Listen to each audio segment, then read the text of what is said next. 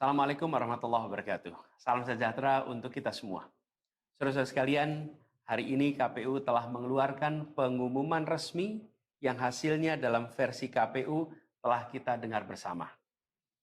Tapi dalam sebuah pemilihan, proses itu tidak kalah penting daripada hasilnya. Proses pemilihan itu penting untuk dipastikan terbuka, adil, jujur, bebas dari berbagai macam tekanan. Untuk apa? Untuk menjamin bahwa semua suara yang memenuhi syarat akan didengar dan akan dihormati. Proses pemilihan ini penting untuk dijaga agar memastikan legitimasi, kepercayaan, dan inklusivitas dalam hasilnya. Tanpa proses yang kredibel, legitimasi calon yang terpilih atau legitimasi keputusan bisa menyebabkan keraguan. Maka menjaga integritas pemilihan adalah fundamental untuk kelangsungan demokrasi dan untuk terpenuhinya aspirasi masyarakat secara keseluruhan.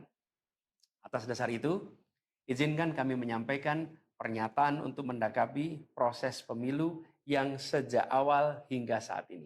Saudara-saudara sekalian, sepanjang perjalanan Pilpres kali ini, sejak awal kita semua telah melihat dan menemukan begitu banyak ketidaknormalan, kekurangan, dan pembiaran terhadap proses yang tidak wajar, yang tidak pernah terjadi sebelumnya dalam sejarah bangsa ini. Sudah menjadi rahasia umum, berbagai kekurangan ini telah kita temui sejak jauh sebelum pencoblosan. Mulai dari rekayasa regulasi sampai ke intervensi alat negara. Dan semua ini telah menjadi catatan media serta jadi catatan publik. Mas Anies dan saya maju pencalonan sebagai capres dan cawapres ini untuk membawa misi perubahan, menghadirkan keadilan dan kemakmuran bagi semua, menegakkan kembali demokrasi dan menunaikan janji-janji reformasi. Dan berdasarkan catatan dari KPU tadi, ada puluhan juta orang yang menitipkan suara kepada kami berdua. Maka demi memperjuangkan suara mereka yang percaya pada perubahan dan tetap teguh hingga akhir, kami memutuskan meminta tim hukum Timnas Amin untuk maju ke Mahkamah Konstitusi dan menyampaikan kepada majelis hakim serta publik luas tentang berbagai kekurangan dan penyimpangan yang telah terjadi selama proses Pilpres kali ini. Terlalu banyak temuan-temuan tentang proses demokrasi yang tidak berintegritas ini yang telah dikumpulkan oleh tim hukum Timnas Amin. Semua ini nanti akan disampaikan oleh tim hukum kepada Mahkamah Konstitusi. Kami mempercayakan sepenuhnya proses ini kepada tim hukum yang dipimpin oleh Saudara Ari Yusuf Amir. Dan tentu dikawal dan didukung sepenuhnya oleh tim Amin di bawah kepemimpinan Kapten Muhammad Saugi. Kami menyerukan kepada seluruh relawan dan pendukung, mari kita dukung sepenuhnya tim hukum berjuang di jalan konstitusional yang telah tersedia secara sah. Dan kita semua akan terus menjaga etika demokrasi, menjaga suasana kedamaian dan persatuan. Saudara-saudara sekalian, kepemimpinan yang lahir dari proses yang ternodai dengan penyimpangan, dengan kecurangan, akan menghasilkan rejim yang outputnya nanti, keluarannya nanti adalah kebijakan-kebijakan yang penuh dengan ketidakadilan. Dan ini yang tidak ingin kita temui di Indonesia. Kita tidak ingin ini terjadi.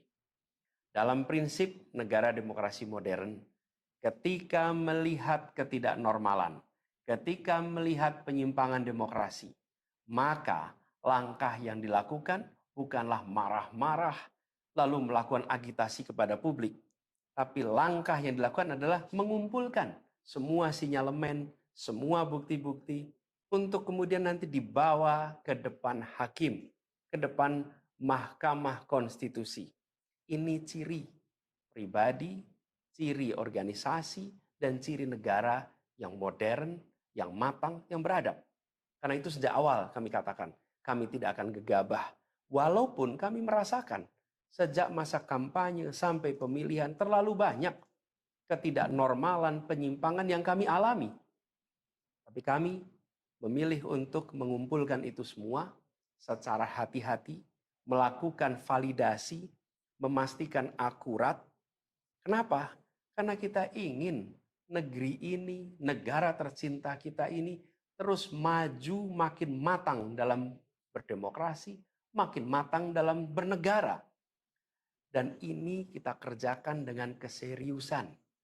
Kita tidak ingin proses demokrasi yang terjadi membuat kita mundur mendekati masa prareformasi. Karena itulah kita menjaga semua proses ini secara baik, secara tertib. Walaupun itu semua kita lakukan, akan ada saja yang berusaha merendahkan usaha konstitusional ini. Ada saja yang nanti akan mendegradasi usaha konstitusional ini. Seakan ini adalah sikap penyangkalan dan tidak menerima kekalahan. Izinkan kami tegaskan di sini. Kami tidak ingin membiarkan penyimpangan atas demokrasi itu berlalu tak ditantang. Kami tidak ingin penyimpangan itu berlalu tanpa catatan. Kami tidak ingin ini menjadi presiden yang buruk bagi generasi-generasi yang akan datang. Biarlah cukup berhenti sampai di sini. Jangan ada pembiaran. Bila penyimpangan, pelanggaran dibiarkan, dia menjadi kebiasaan. Bila kebiasaan dibiarkan, dia menjadi budaya. Kita tidak ingin budaya demokrasi kita penuh dengan ketidaknormalan. Kita ingin mengembalikan demokrasi kita menjadi demokrasi yang penuh dengan kewarasan. Demokrasi yang mengedepankan adab. Ini yang harus kita kerjakan. Karena itulah kenapa kita memilih jalur ini. Karena kita ingin agar pengalaman ini nantinya tidak menular. Tidak menular kemana? Ke pemilihan-pemilihan berikutnya. Baik pilpres, nanti akan ada ratusan pilkada, akan ada pileg tingkat 1, tingkat 2, yang tidak boleh mengalami yang pernah kita saksikan sama-sama. Walaupun kami sadar, kita ini dalam situasi yang tidak normal. Banyak yang menyampaikan kepada kami bahwa kemungkinan untuk bisa mendapatkan keadilan itu kemungkinannya amat kecil. Berbagai pihak mengatakan ini lembaga-lembaga negara yang terkait penyelenggaraan pemilu, terkait penyelenggaraan sengketa, telah terkooptasi oleh oknum-oknum yang sudah terbukti melanggar etik. Bahkan ada yang ketuanya sudah melanggar kode etik berkali-kali, sudah diberikan sanksi berkali-kali, tapi tetap saja dibiarkan menjalankan perannya. Padahal perannya memiliki dampak pada kehidupan seluruh bangsa Indonesia dan perjalanan ke depan negara kita. Meskipun kita dengar itu semua, meskipun kita saksikan ketidaknormalan itu, tapi kami tetap memilih berada pada jalan dan jalur konstitusi. Kami berharap pertolongan Allah Subhanahu wa taala, pertolongan Tuhan yang Maha Kuasa. Semoga Allah bukakan, Allah teguhkan hati para hakim konstitusi itu untuk mereka bisa imparsial, untuk mereka memiliki keberanian, untuk mereka mengambil keputusan yang adil, keputusan yang benar, keputusan yang nantinya akan mereka pertanggungjawabkan di hadapan Tuhan yang Maha Kuasa. Keputusan yang akan mereka pertanggungjawabkan di hadapan sejarah perjalanan bangsa Indonesia, yang akan dipertanggungjawabkan di depan anak cucu mereka di kemudian hari. Ini adalah harapan kita, dan kami yakin insya Allah mereka akan bisa menjalankan apa yang menjadi harapan dari kita semua. Mari kita terus jalankan perjuangan ini dengan menjunjung tinggi etika, menjaga kedamaian dan persatuan. Kita dukung langkah tim hukum, dan kita biarkan segala temuan itu nantinya disampaikan dan menjadi rekam sejarah yang tercatat secara resmi dalam lembaran risalah-risalah Mahkamah Konstitusi Republik Indonesia. Ini biar menjadi catatan, ya catatan pengingat, catatan yang penting bagi perjalanan Republik ini, perjalanan bangsa ini di masa yang akan datang. Seperti saya katakan tadi, jangan sampai ini berulang lagi.